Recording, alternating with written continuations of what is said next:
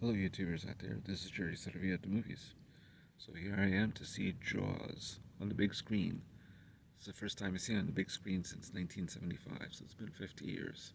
I'll let you know what I think. Where shall I go? What shall I do? Frankly, my dear, I don't give a damn. Behave yourselves!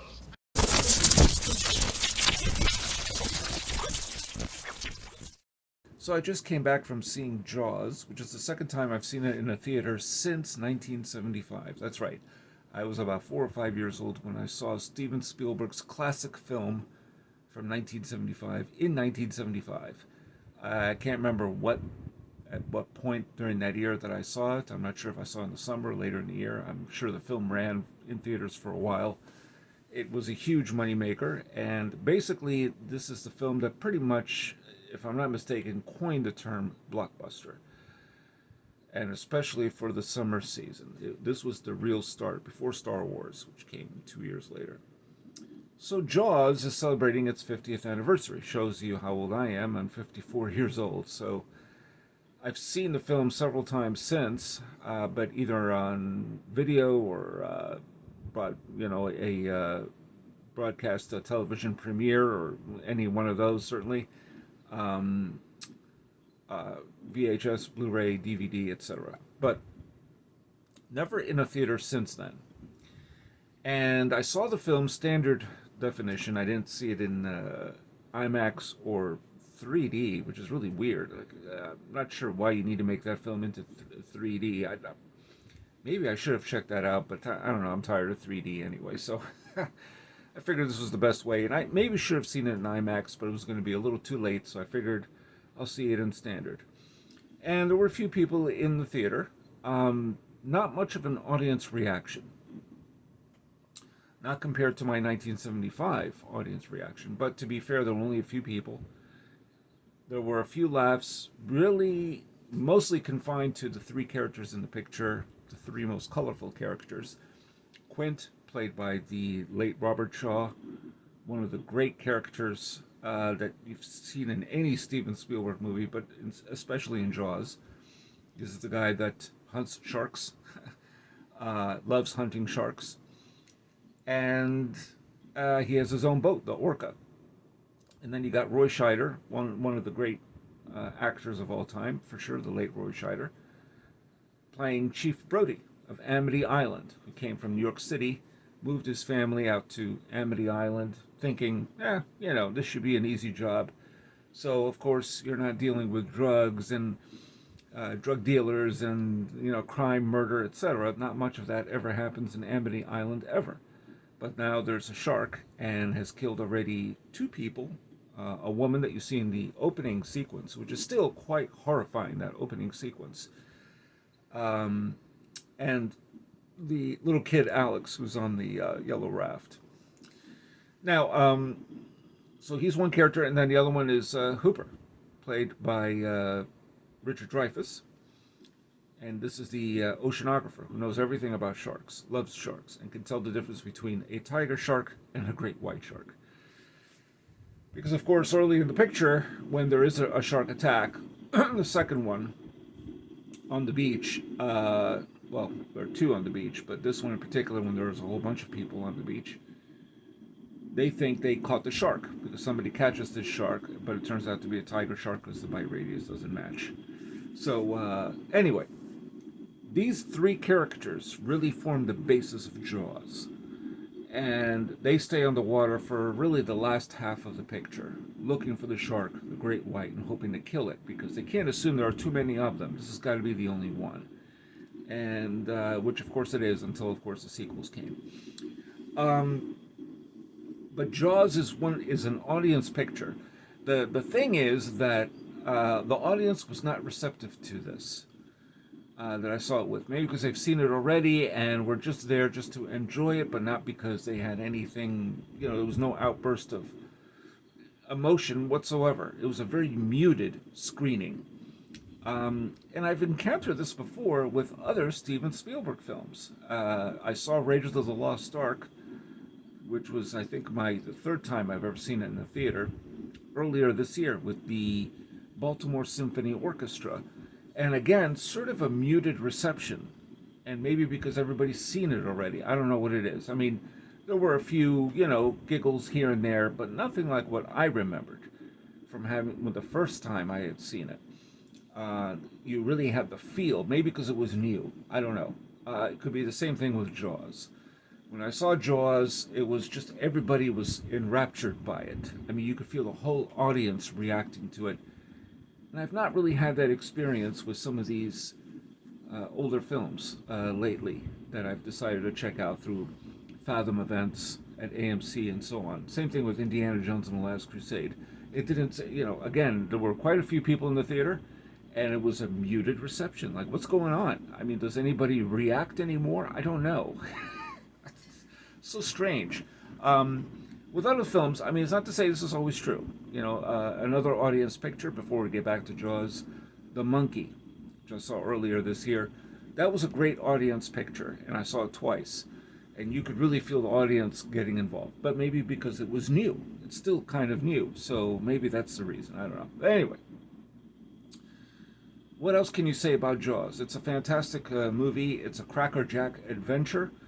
It's not really a horror picture, even though there are some horrifying moments.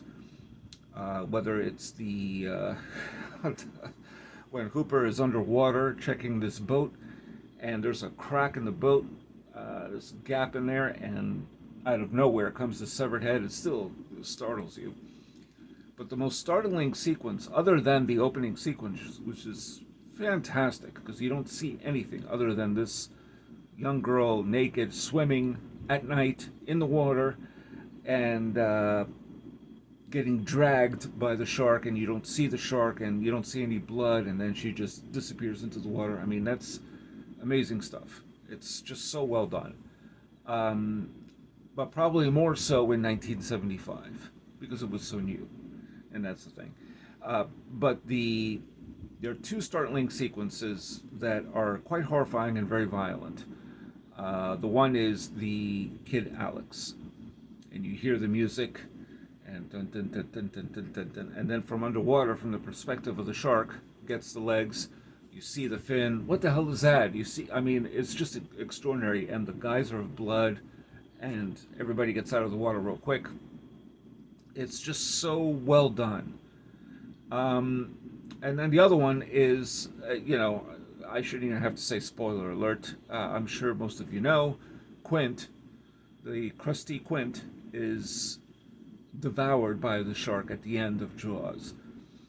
And I have to say that for a PG-rated movie, that is the most violent death you'll ever see. I mean, it is, but it's directed so well.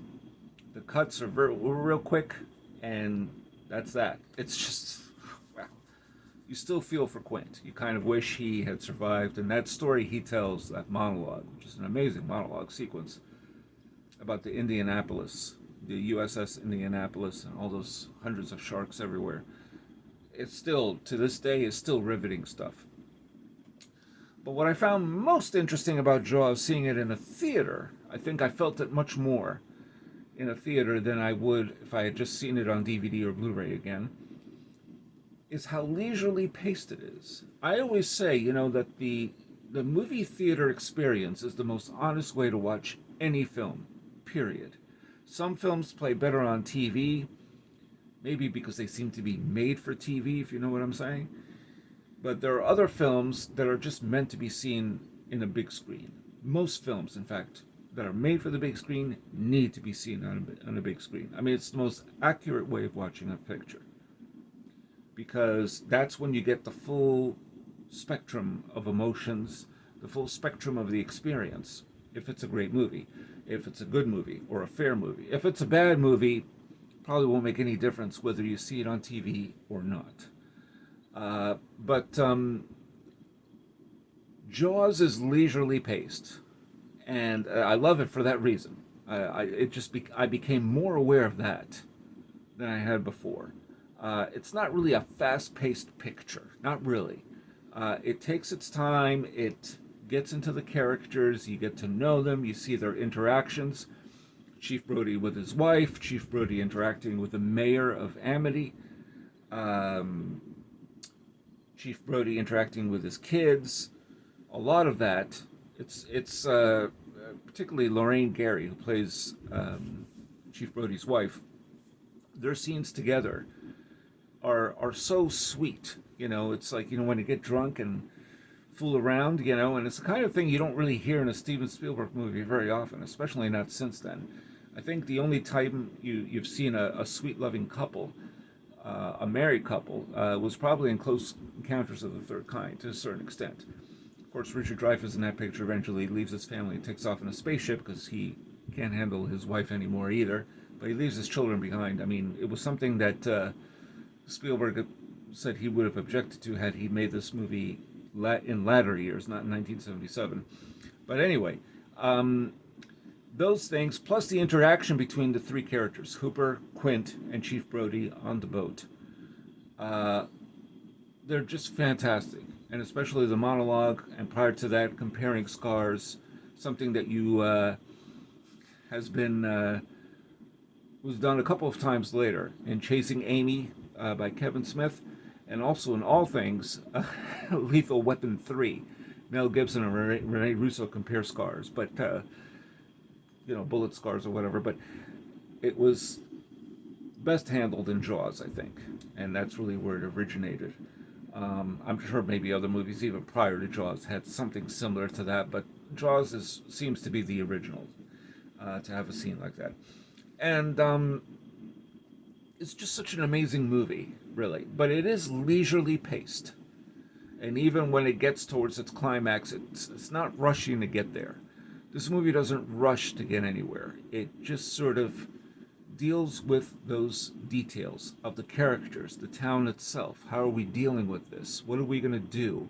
And then there are these suspenseful moments that Hitchcock would certainly have approved of. It's a suspense picture in a way. Some of those sequences are very suspenseful because you don't know when that shark is going to arrive or if it may, and it just comes out of nowhere. And it still surprises you. Also, what I like about this picture is something I've noticed with other Fathom events of late, and even some new releases as well. Steven Spielberg introduces Jaws at the beginning of the film and says, for the 50th anniversary, we had to do some things as far as the 4K resolution to improve the picture and expand it a little, and this and that and the other. Whatever were the changes, I didn't really notice, but maybe some of you have. I think it just has to do more of scope and the screen itself, how they maybe elongated certain things to spread it out, is kind of what he was saying, to make it more widescreen. I'm not sure. I couldn't really tell. No matter how many times I've seen the film, I didn't notice. But as wonderful as the experience was to see this in the theater again, the audience reception was not really there. And one of the things I love is hearing how audiences react to movies, even old movies, with today's standards. Since, I mean, there have been a lot gorier films than Jaws, and not necessarily better ones.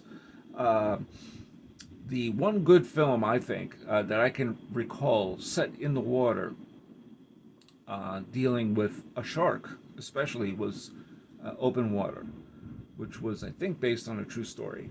That picture was really unrelenting. But it still took its time. Jaws also takes its time, and that's what I love about it. It doesn't mean it's slow-paced, it's just leisurely paced. But maybe, you know what, it's funny, maybe Jaws back then was considered too fast-paced. I really don't know. I don't think so, though. I don't think it was, because Close Encounters is not a fast-paced picture either. Spielberg, I think, the most fast-paced picture he ever made was probably Raiders of the Lost Ark, if not the other, Indiana Jones pictures. So Jaws is very high on my list for the great Steven Spielberg movies.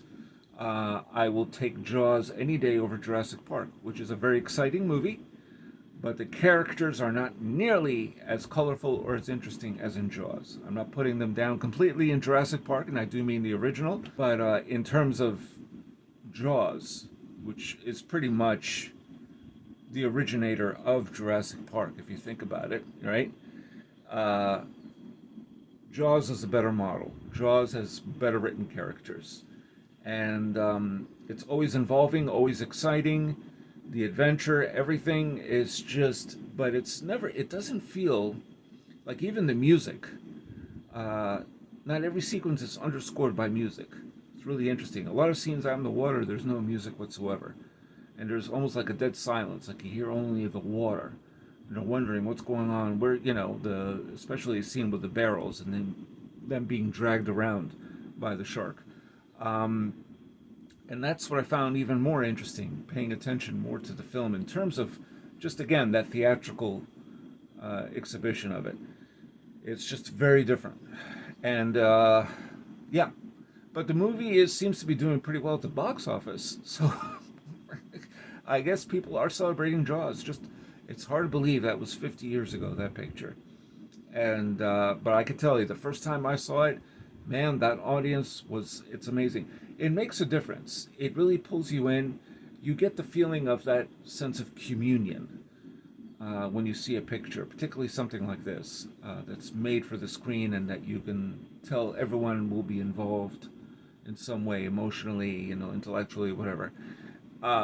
And at this particular screening, I didn't feel it. So we'll see.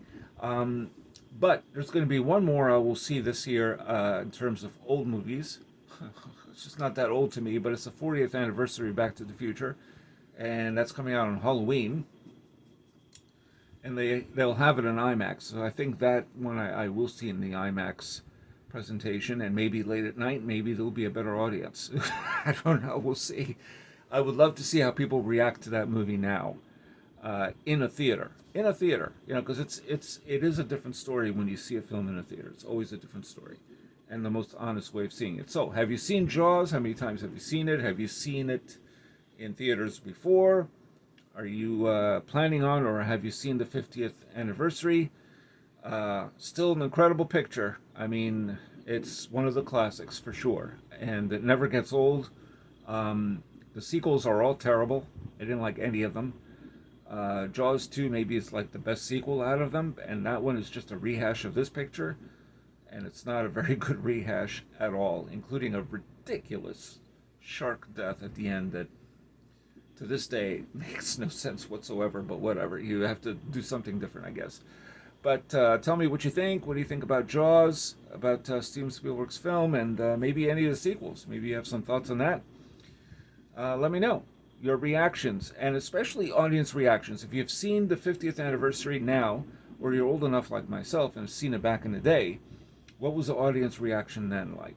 Because I'll tell you, people back then were afraid to go to the beach. Psycho made them afraid to take a shower, and this film made them afraid to go to the beach. So everything has to do with water somehow. Yeah. So let me know your thoughts. Tell me what you think. I think I gained a few subscribers, as I always do. Not many, but a few, which is fine. So if you like what you hear, please subscribe to my channel. I review movies quite often and talk about film-related topics and so on and so forth. And hit like and subscribe. And if you're already a subscriber, thank you. I appreciate you and all of you who do watch. So that's all I got to say about that. And this is Jerry Saravia at the Movies, signing off.